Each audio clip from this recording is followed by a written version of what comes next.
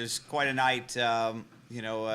First off, I'll say we had two really fast cars between Chris Buescher 17 and my number 6. I was thinking for a while there I was going to be in here wearing both hats as the owner and driver, but unfortunately had a tire go down for an unknown reason there. I think with about 75 to go. So that was quite a roller coaster of emotions. And then, obviously Chris and his team, Scott Graves, made a really bold call there to put 2 tires on. And I think they had a great car, don't get me wrong, but the call to get the lead and knowing what they had was really clever. And they capitalized from there. So Chris was in position all day to you run in the top 5 long enough and things kind of worked their way out. And just glad that we had kind of the redundancy between our 2 cars with the speed that we showed this weekend to make something happen. So really proud for him, really proud for his team. And, I certainly wanted to win for myself, but, that's if there's any solace, that's a good one to have. And, I'll say for Chris, he's done such a great job growing this year. And I'm really proud to work with him and see that. And his focus is, top level. And he deserves a lot of credit. This is not an easy race to win. It never has been. But it's a big race to win for your career. The Bristol night races, a race that champions win. And, I think the growth that he's shown this year shows that he can be just that. So a big moment for him and a big moment for our company to be able to win races is really so important at this level. You're not relevant if you can't win races. So, and if you're not relevant, you can't have sponsors. You can't have sponsors. You can't go to the racetrack every week. So we need to win. We need to win for our partners. And Fastenal is a key partner for us. And it's good to see them rewarded for their loyalty to us with a big win at a big race. So just a lot to be proud of today, even though, from the driver's side, I didn't get what I wanted out of it. But certainly a huge night for us.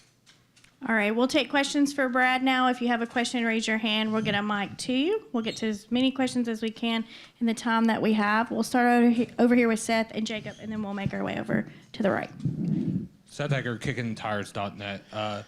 Brad, this is the first time that in the playoffs, an entire round has been swept by non-playoff drivers.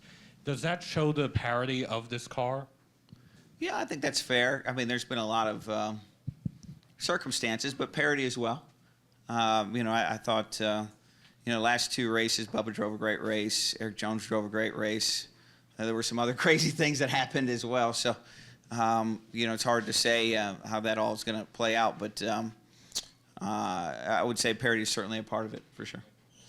All right, Jacob, go ahead. Jacob Steelman, Kicking the Tires. Brad, first off, congratulations. I know, like you said, you wanted both hats tonight, but when you made the move from Penske to what's now RFK, I think a lot of people probably openly questioned it. Mm-hmm. It's been a building process. Did you see the pieces that were necessary to get to this point where you guys would be back in victory lane as an organization when you made the decision to move over?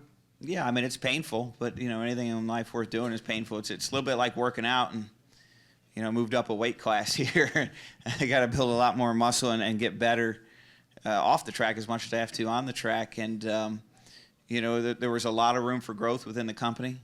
We've been making major investments to try to get to where we can get this thing to where it can win. And when you make those investments, you want to get a result out of it. And it's really important that you get those results when you do them. And so there has been a little bit of a lag. And some of that, one of our biggest problems is that, there was a ton of supply chain issues that probably affected us as much as anyone else this year or more. And we're just now starting to realize some of those investments, and they're paying off with results. All right, go ahead. Adam Thumel from NASCAR.com. Brad, you're a race-winning team owner in the NASCAR Cup Series now. Is this one of the most satisfying moments of your racing career up to this point? No, it's certainly a good feeling, and I got to try to clear my emotions and memory out of, not winning the race as a driver and working your butt off to do that and, coming short of it. But also, I'm trying to remember to be grateful, because it's super hard to win races in this sport, even as a car owner. And so in that sense, big moment for us. You know, I know that you guys, this is our first win. I would say the duels felt more like our first win, but, you know, you get into all these, you know, qualifications of points races and exhibition races. And I can tell you, I felt like that was our first win. You know, with respect to that, this is a different type of win. This is a legacy type of win, you know. There's some tracks that winning at is always great, don't get me wrong, but there's some tracks that winning at is just not as special as others. And Bristol is right up there at the top of being special. So, big moment for us. All right, Jeff. Yeah, with your own race tonight. So first you stay out on, you don't pit at all on the first stage, but the tires still held up pretty decent. And then, you know, you're leading, you have a flat tire. Like, is there any explanation? Like, how do you reconcile those two things? Yeah, I don't know. I mean, we looked at all the tire wears after the first run, and the tires showed they'd go almost 300 laps. So I don't think the tire wore out. It either failed or we ran over something. All right, Nate. Yeah, I guess following up on that, Brad, a little bit. So you run the entire first stage without pitting, and then your teammate takes 2 tires and wins. Did you guys have that feeling coming in that you're going to be able to sort of just play that strategy out that way? Yeah, but we spent a lot of time talking about our strategy for the race, and tires seem to not be an issue until they're a really big issue today. And we kind of thought that was how it was going to play out, and it's a little bit of a lottery of when it's going to happen. And you know, the 6 car, we lost that lottery today, and the 17, we won it. Heard some guys talking about that it was difficult to pass, that the speed's really high in the corners. When you got out front, did you feel like you could control the race? Is that kind of the way it was for the leader tonight? Yes and no. I mean, I restarted third there on the restart at the I don't know, probably 150 to go, and was able to pass the front 2 cars for the lead. So I feel like, yes, I could pass, and it wasn't easy, but it's not supposed to be easy. What I like to see is continue to work on the cars, absolutely. You know, and I've said this in NASCAR, and I've said it in the media before, and I'll say it again. If the next-gen car looks the same next year as it does this year, then we failed. You know, it should continue to grow. We should continue to learn. We should continue to make it better. And you know, there's probably some car owners that don't want to hear that because it costs money to change the cars. But, you know, like anything, when you create something new, like the next-gen car, there's going to be things that are optimized, and there's going to be things that aren't. And I think there's opportunities to continue to make this car better and the racing better with it. I think it's still a step forward from where we were in a lot of ways. I think we've seen some great racing because of that. Great parity, I think, is what Jacob was trying to allude to, and I think he's right. So there's a lot of big positives. Like any industry, we probably get caught up in the negatives more than the positives. But that's not to say, and that's the issue at hand, is, you know, I feel like there's 2 camps. There's the everything's wrong with this car camp, and there's nothing's wrong with this car camp. And I'm trying to set my meaning like, no, it's a pretty big step forward for our sport. It's actually pretty good, but I'd like to keep working on it. And it seems like, much like many things today, the polarization means there's no room for middle ground. But, you know, in my eyes, I'd like to see you know, some small tweaks, but I'm thankful and proud of our sport and where the next-gen car has taken us so far. I realize you're biased, but there were a ton of durability concerns tonight, a lot of attrition. I'm sure that's going to be the narrative going forward, like you said. Do you think that the car deserves a passing grade for how it performed tonight? I'm not aware of all the durability issues, so it would probably be unfair for me to comment, but I just know we didn't have any other than the tire. I heard maybe some power steering issues. We didn't have those, so I couldn't comment on that. I heard there was maybe a fuel pump issue, but from what I understand, that's not related to the next-gen car. It's similar parts, if not identical to the older car. But that's all I'm aware of at the moment. All right, we'll go Kelly, Matt, and then Steven. Go ahead. Kelly Crandall, Racer.com. Brad, a few weeks ago, Steve Newmark told me that when you all put your deal together, one of the first things you said to him is, how long is Chris Buescher signed for? Mm-hmm. He didn't know how to take if that was a good thing or a bad thing, yeah. But you were very pleased to know that he had a few years on his contract. So is he someone that you envision that you're going to work with for a long time? You want him in the company? He's earned his place? Yeah, you know, I wanted Chris Buescher to drive the 21 Cup car about 5 years ago. I thought that highly of him, and there was a number of reasons why it didn't come over, timing and so forth. but I thought that was a natural fit for him, and I thought a lot of his talent then. I went to a Ford driving school with him somewhere around 2015, and I was blown away by his talent and his feel for the car. I just felt like he didn't have the support system around him to be successful with the teams he was with. And so I kind of felt like he was a hidden free agent gem that wasn't being scouted properly, and felt that way for a handful of years. And the first thing, it was literally the first thing I did when I signed the papers at RFK was the next step after signing my papers was putting an offer in front of him to give him a contract extension. And I felt like he was somebody we could build around and get results. And today clearly shows that that was the case. So he has an extension that I think the last we heard was it was through 24. Yeah, he's got multiple years left in his contract. Okay.